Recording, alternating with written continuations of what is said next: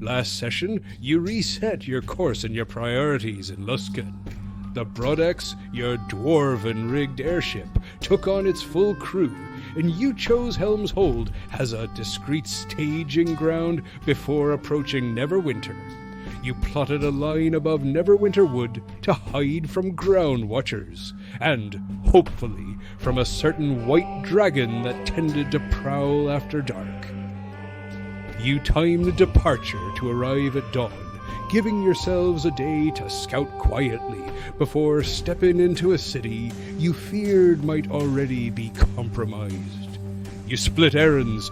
Orin procured 7 Luskan Old Spot piglets, portable, fresh rations, joking that fewer mouths by week's end meant less feed. The rest of you sought intelligence. Stopped at the host tower's bridge by stern guards, Lucian deftly reframed your request and won a meeting.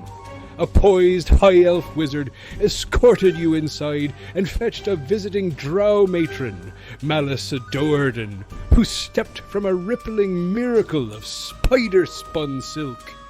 You shared what your divinations had shown. Tadpole carriers were everywhere, 6 in the throat, more across Blood Island, the captain's court, and the markets. Malice's counsel was crisp and cold. Slay the elder brain, and tadpoles perish with its signal. Fail to contain the surviving mind flayers, and they splinter into new colonies. She had witnessed elder brains bound to dragons. So your knowledge of one clasp to a kraken drew no surprise. Against psionics, seek rare amulets and rings. For true strategy, seek the Githyanki in the Astral Plane. Spelljammers could reach them, but mind flayer nautiloids answer only to mind flayers. You also learned her business in Luskan, to place bounties on her runaway son Drizzt. You sent him a warning, adding that the true threat was sea-born and kraken-led. His reply was steady and grateful. Soon after, wanted posters appeared across the city, the price for him eye-widening at 15,000 gold pieces. You lifted off. Night found Helga in the dwarven mess, mid-celebration, while Gork retired to his cabin and Quinn and Lucian kept a light watch.